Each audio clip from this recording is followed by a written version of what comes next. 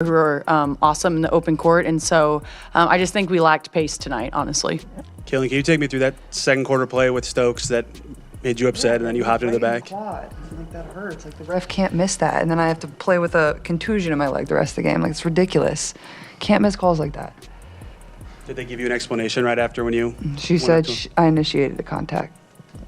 Which is fine. You can't knee me in the leg, knock me over. Nobody in the television control room saw it coming. The live satellite feed was supposed to be a standard, predictable post-game press conference, filled with PR-friendly, diplomatic answers. Instead, millions of sports fans watching around the world witnessed what appeared to be an unexpected media moment. In front of a room packed with stunned journalists, Caitlin Clark and Sophie Cunningham took control of the microphones and spoke openly. This wasn't just a minor complaint about officiating. It quickly became a dramatic exchange that drew widespread attention. Executives were reportedly scrambling as the production crews attempted to manage the live broadcast before the situation escalated further. Sophie didn't waste a single second. Leaning directly toward the camera with visible frustration, she said, "It's ridiculous." The atmosphere inside the press room instantly became tense. Sitting beside her, Clark appeared emotionally exhausted, setting aside her usual media-trained smile as the toll of the season showed on her face.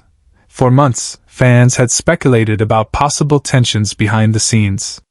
Seeing these two high-profile players publicly express their frustrations on a live national broadcast only intensified those conversations. Within moments, clips of the press conference spread rapidly across social media, sparking widespread debate. The significance of the moment wasn't lost on viewers. In a league where players are often expected to protect the organization's public image, Clark and Cunningham chose to speak candidly. They understood the potential consequences, including criticism and possible disciplinary action, yet they continued to deliver their message without backing down. For many fans, this marked a turning point in the ongoing public conversation surrounding the league.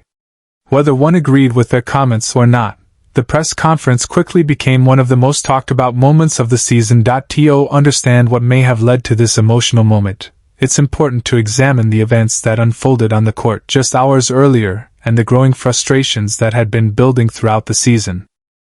Trying to pretty much say that Kathy was not forced by Adam Silver to suspend Alyssa Thomas. Well, guess what? Adam Silver did an interview today, and he pretty much put hammer to damn me nail. I'm trying to look for a nail and a hammer, but I got a screwdriver right here. He put the screws in the coffin of the WNBA. Adam Silver said, you know what? Ain't none of this fair to Caitlin Clark. The torment, the assaults, everything that she's been faced with since she got here.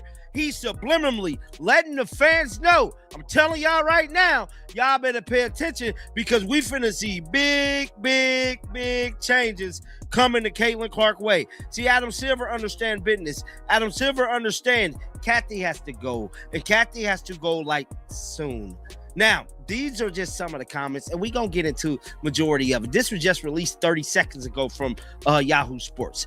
This is what he summed it up. He said, I'm not going to comment on that because I don't think it's fair to Caitlin Clark or Kathy either. During a critical, high-stakes possession in the fourth quarter, a hard collision occurred right in front of the team's bench.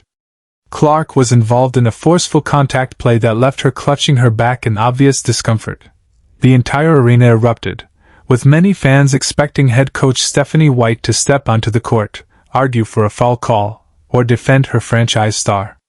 Instead, she remained on the sideline, creating a moment that quickly became a major topic of discussion among viewers. Moments later, Sophie Cunningham attempted to stand up for her teammate during the on-court exchange. She was assessed a technical foul, and reports and fan speculation suggested there was frustration over how the situation was handled from the bench. According to various reports and commentary, tensions inside the locker room had been growing. Some insiders claimed the atmosphere had become increasingly difficult, with players feeling frustrated during several high-pressure moments throughout the season. The concerns reportedly extended beyond game strategy. Some believed the players wanted stronger support from the coaching staff during emotionally charged situations.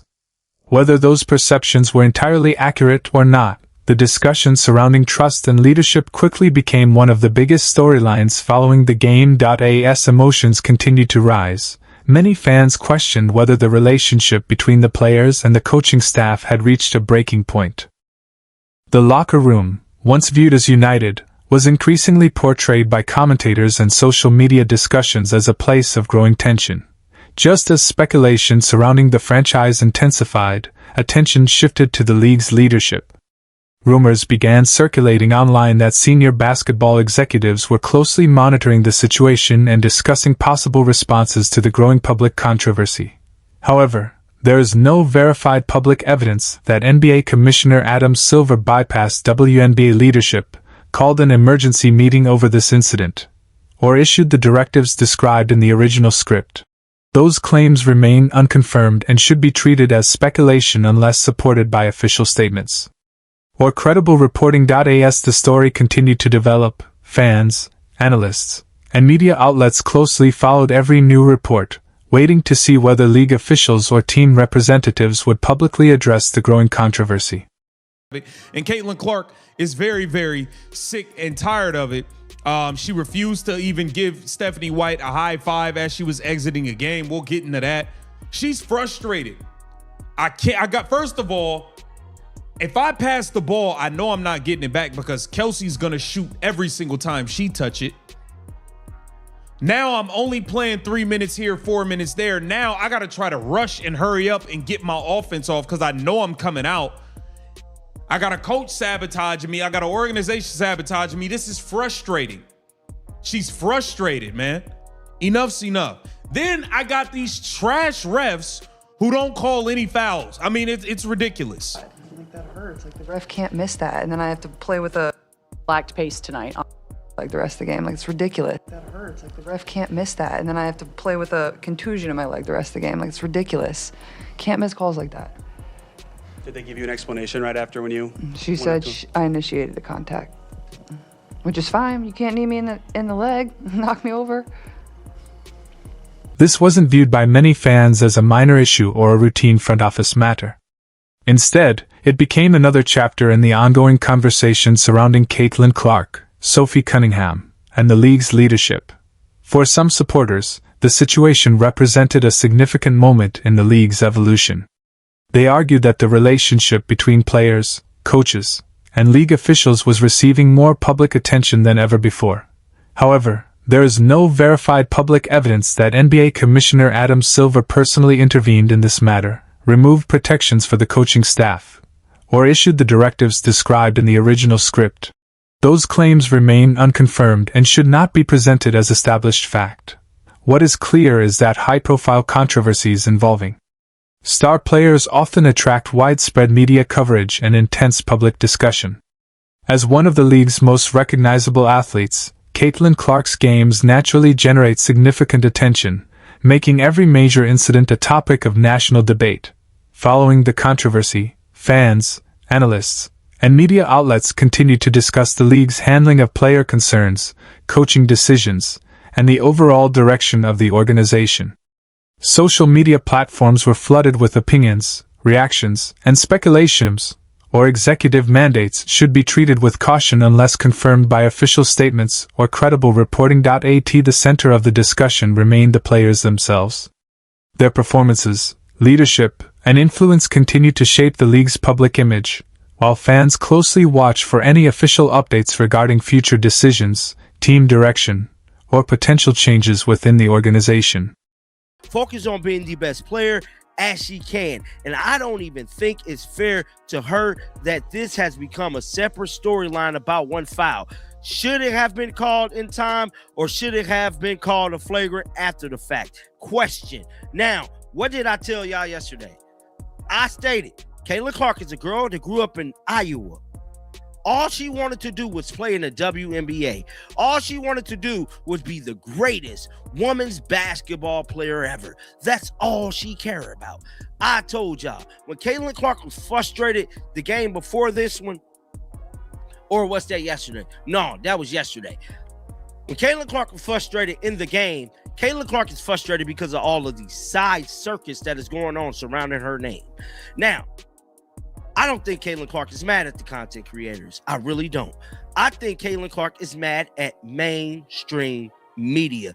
Caitlin Clark is mad at Fox. Caitlin Clark is mad at ESPN, ABC News, all of the mainstream media. So all of these people. Sponsors invest in sports because fans want to watch elite athletes compete at the highest level in a competitive, safe, and fair environment.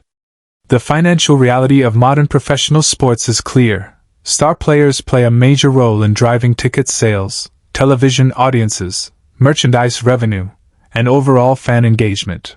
When high-profile controversies arise, they can quickly become a major challenge for teams and league officials. As public attention grows, franchise leadership often faces increasing pressure to respond, address concerns, and restore confidence among players, fans, and business partners. Many observers believe the organization has reached a pivotal moment. Decisions made by team executives and league officials in the coming weeks could influence not only the franchise's future but also public perception of the league as a whole. However, there is no verified public evidence that the franchise is facing economic collapse, that NBA Commissioner Adam Silver is leading a league-wide overhaul related to this incident, or that officials have agreed to the sweeping changes described in the original script. Those claims remain speculative unless confirmed through official statements or credible reporting.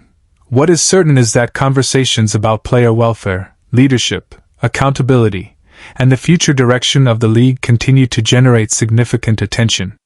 Fans, analysts, and media outlets remain focused on how the situation will evolve and whether any official actions or policy changes will follow. As the story continues to develop, supporters across the basketball community will be watching closely for verified updates from the team, the league, and the players themselves. Whatever happens next, this discussion has already become one of the most closely followed storylines of the season. There. I gotta keep it real. She was lucky to not get a technical foul there. Voice their opinion. And she has every right, though. She has every right. Look at this. One, that's a fact. You're hand checking me already. This isn't good for any.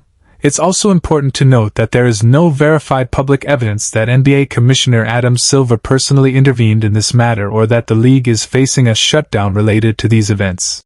Those claims remain unconfirmed and should be treated as speculation unless supported by official announcements or credible reporting. Now it's your turn to join the conversation. What do you think should happen next?